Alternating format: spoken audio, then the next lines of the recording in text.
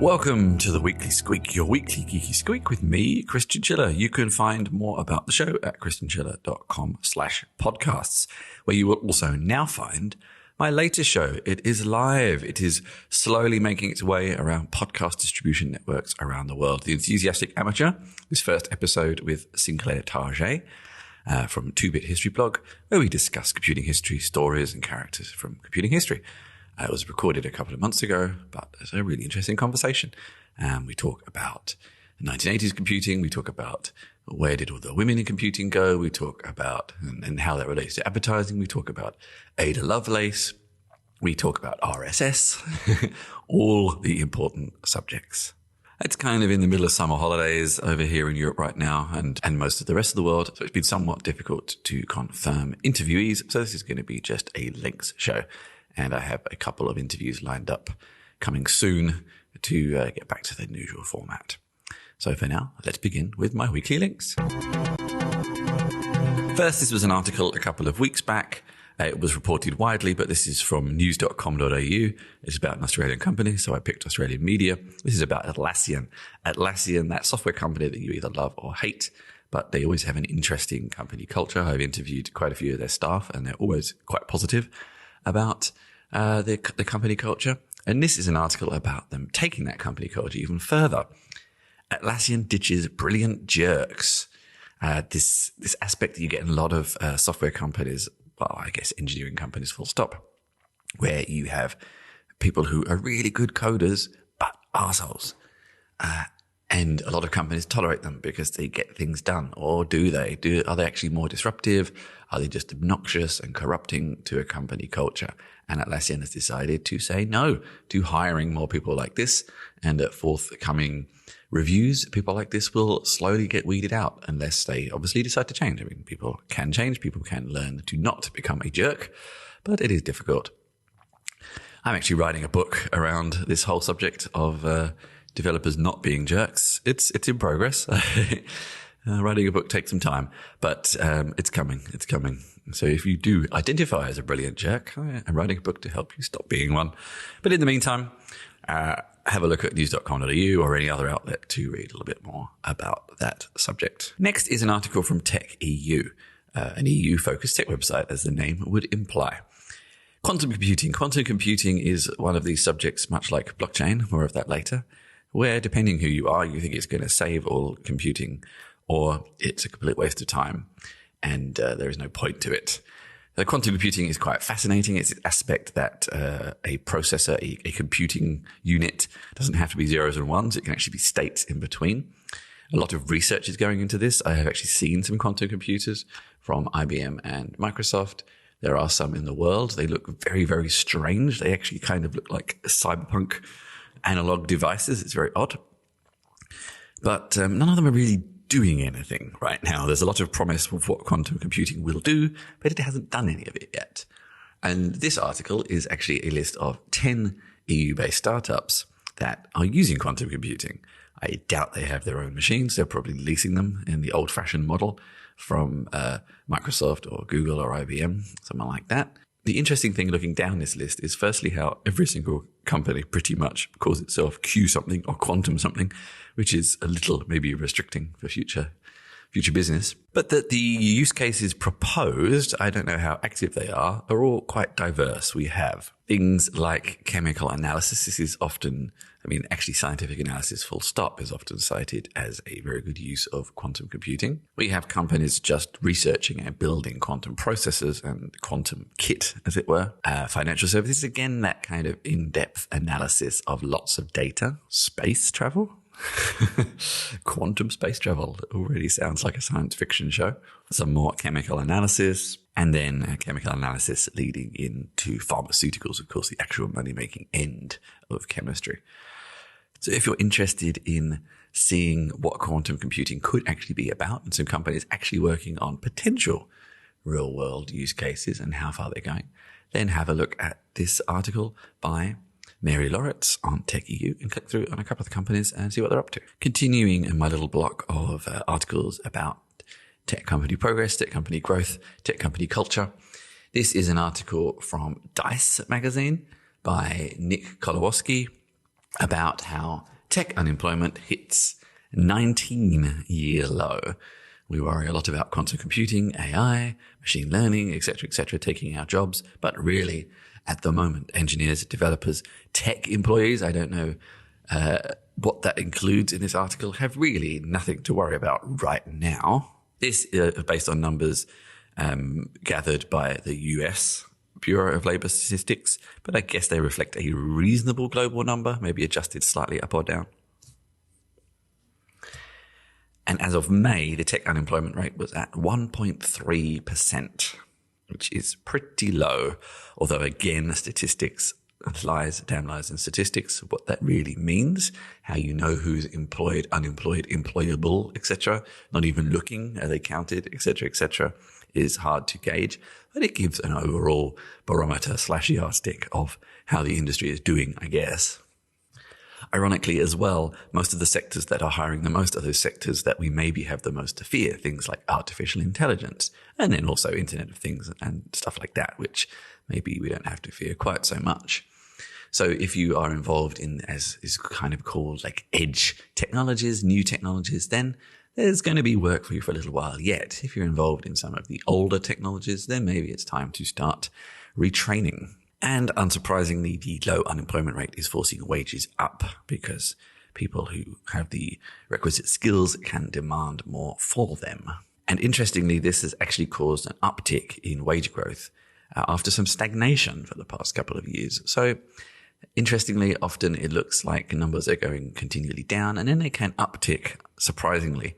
And I suppose this is with a lot of these new technologies that companies are now starting to adopt them, at least in large scale prototypes, and need people with the expertise or with the claimed expertise. I mentioned the dreaded B word there. Anyone who listens or reads my work regularly will know that I'm still moderately involved in blockchain and the Ethereum ecosystem, but I maintain a healthy pragmatism and skepticism about many projects. This is an interesting article on Nieman Lab, written by Joshua Benton, about a New York Times blockchain project that aims to help convince journalists or researchers that and just readers that a photo is really who and what it says to be. I found it interesting. Nieman Labs is usually fairly blockchain positive, but also, I guess, with a dose of pragmatism. And the reason I found this article interesting is there is this tendency with blockchain projects to say, well, we can put it on the blockchain and it proves X, Y, and Z. But this doesn't always factor in the human aspect, the human factor. And one point that this article makes a lot is if it relies on a person to first say, this article was researched, this photo is true and it is what it says it is, and then relies on them to put that on the blockchain, that doesn't necessarily mean it's any more secure. You still have to you still have to trust that person in the first place. And this is the sort of skeptical angle running through the article about just putting it on the blockchain isn't actually enough. You also need to solve that trust issue in the first place. But then again, they are not the first company to try this. There have been startups like Media Chain Labs, who was acquired by Spotify to do something with general media files. And tracking physical provenance of items, especially in logistics supply chains, has been something that blockchain is being used a lot for. I suppose the key aspect here is to maybe automate through machines the recognition process, which is somewhat easier maybe with physical goods. With photoshopped images and manipulated images, it's slightly harder. It is becoming more possible. There was also recent news that there is an AI that can now recognize photoshopped images, which I actually found frankly surprising. I would have thought that would be easier. If you look closely at images, it's usually not too challenging to spot that it's being manipulated. It gives off certain signals in the image, but also in the underlying histograms under the image. I remember studying this at university. Or I would have thought it would store something in some metadata, which of course can be stripped, but still. So I'm actually frankly surprised that hadn't happened before, but there's one way potentially that we could leverage the trustlessness of a machine instead of relying on a human journalist. But that only adds trust to one particular aspect of an image, of course, not the content, not that the person isn't, I don't know, in makeup or costume, etc., etc. And then, of course, you have the blockchain journalist darlings, Civil, who have been up and down like a roller coaster and in a somewhat quiet patch right now. And I think I will use the Civil example in this article to kind of reiterate the point that the article is trying to make. That just because an article, an image is hashed on the blockchain, it does prove that it was published by a certain party at a certain time, and that the version of the story you're looking at and the original version are not accurate or not the same, because you can see the differences in hashes. That is a moderately old concept, but it doesn't, of course, verify the facts. It doesn't verify the reporter. It doesn't verify bias. It doesn't verify advertorials, etc., etc. So, interesting idea, but there are lots of issues here, and I think yes, combining it with maybe the machine-based learning / artificial intelligence might be a solution to that. And of course, we've heard many startups that combine this AI plus blockchain aspect. So interesting, will remain to be seen. It's put out by the New York Times. I guess they know what they're doing. So we'll see what happens in the future. Finally, in kind of the deep tech section, this is an article from dev.to from Ben Halpern, entitled "Medium was never meant to be a part of the developer ecosystem." And this caught my eye because I also work on a project that's somewhat equivalent to dev.to, a blogging platform specifically aimed at developers that has a lot of features, functionality, formatting options, specifically aimed at technical content, which Medium does not. If you ever tried pasting code into Medium, you will know how irritating that is. And there's always backlash against the non-underdog. I can't even think. Overdog? The winner? I'm not sure. And Medium is that in the blogging world right now.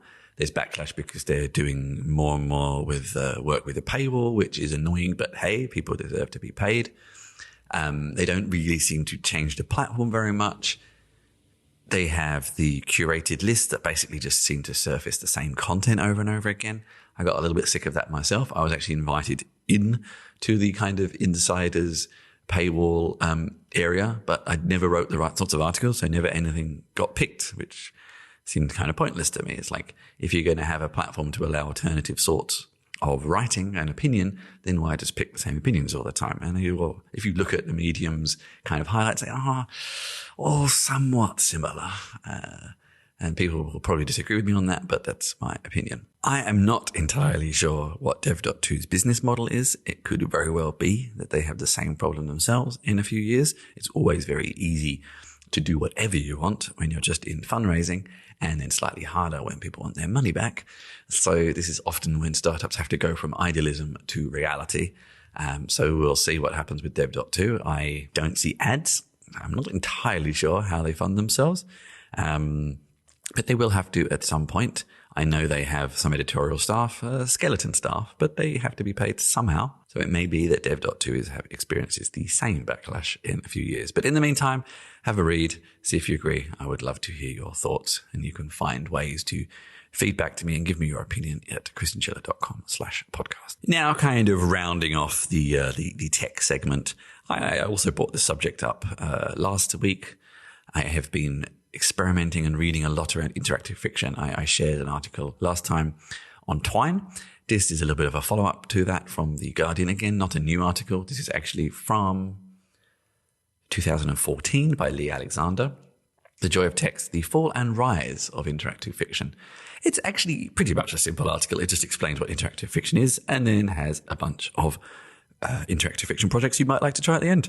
And I've been having some fun with those, and I thought I would share it with you so you can join me on my journey of exploring interactive fiction. Which reminds me, I should tell you again that my roleplay game, which is sort of semi-interactive fiction, is currently available at onedaytheworldended.com. And you can also find 2 of my interactive fiction works for the Expedition game engine at christianschiller.com/writing. And then I think it's under the fiction writing. So that's some of my experiments. And I'll be doing a lot more. I think I'm going to next get involved with my first full-on Twine game as well. Next, an article from Victoria Turk, who works for Wired UK. This is a specific article from Wired UK. Why mindfulness and therapy puppies ignore what's really wrong with working life. This, this post is interesting, but it's somewhat obvious maybe, and has been said before, this aspect that companies now are offering so much more in terms of football tables and massage and free food and free coffee. And this is all very well and good, but if you have a shitty company culture, then it doesn't fix anything. And sometimes they are used as an easy way out to not fix the serious stuff. The article points out that most people would much rather not work long hours, have companies and bosses and management teams that respect them and give them this psychological freedom to experiment and fail. Rather have that than puppies and massage and have to work 80 hours with assholes, basically. I guess maybe I should have actually lumped this with the Atlassian article. They are somewhat closely related. This also feeds into subjects I brought up time and again. And again, we'll be going into this book I'm working on of things like companies that offer you unlimited holidays, which is actually a bit of a sneaky trick. It's not as good as it may initially seem because it actually means that the company doesn't have to declare as giving you any holiday and don't have to pay you it out at the end of the year in certain countries and things like this. So there's a lot of this kind of, I guess, saying one thing and doing another with a lot of tech companies and startups where they sort of polish a turd with distractions, shall we say. It's like we've got a crappy company, you're paid crap, you work bad hours, but hey, unlimited holiday, kinda. Football table, way. And then, or even things like the article points out, I'm not so into football tables and meditation and mindfulness sessions. I got my own ways I would like to relax, and sometimes being forced to do these things or being forced by peer pressure actually makes you feel even more uncomfortable. So yeah, company culture, it's hard. Atlassian is discovering this. Other companies are discovering this. If this is a subject that is relatively new to you, then have a read of the article. And again, I'd love to hear your feedback. What's the companies that you work for like? And finally, an article again from The Guardian, a more recent one from Hannah Devlin. I have brought this subject up several times, I suppose, because we visited last October and it sticks in my mind. An article about Pompeii. Interestingly, why I have followed this story is they were excavating new areas of Pompeii whilst we were there. And then literally the next week, they announced these new finds they'd had and we saw them digging it up. So I couldn't help but keep continuing following the thread. But now there's rivalry between various scientific factions that some believe that the new items should just be left where they are because they have enough, but also because they are destroying evidence about the lava flow, what actually brought Pompeii to its knees in the first place, just for the sake of having relics to kind of display in a living museum that is already pretty big. It takes you all day to walk around, is more needed. What will they learn from digging up more remains instead of keeping the kind of geographical features in place instead? So, yeah, I have followed this with interest because of the personal connection, but also because, you get these differences of opinions with scientists and things. And I guess there's one side that wants to keep filling the museum or the park, whatever you want to call it, with more things for people to ogle at. There's others who want to learn new things from Pompeii and the lessons it teaches us. So yeah, if you're into science, history, scientific rivalries, which are always fun, then take a read. And that was my roundup of links for the week. I hope to have some new interviews again for you soon.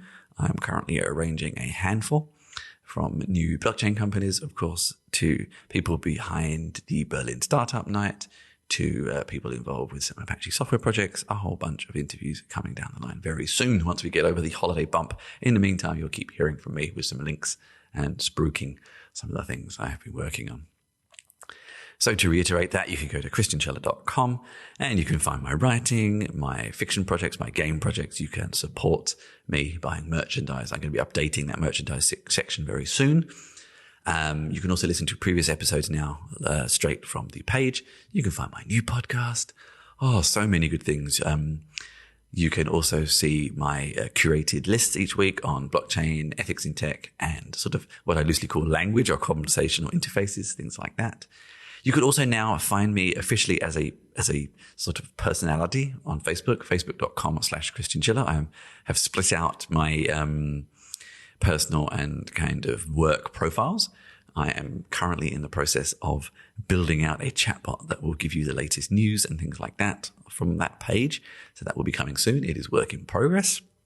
And you can still find me on Twitter @ChrisChinch. So whichever way you prefer, I would love to hear from you. Please rate, review, share, tell your friends if you enjoyed the show.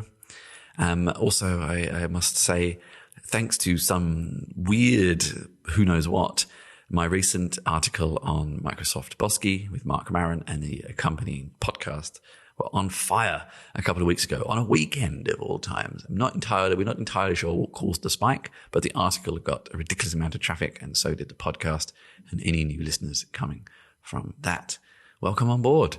I will try to get more interviews like that to keep you coming back in the meantime. But yes, yet again, I hope you enjoyed my selection of links for the week. And if you have been, thank you very much for listening.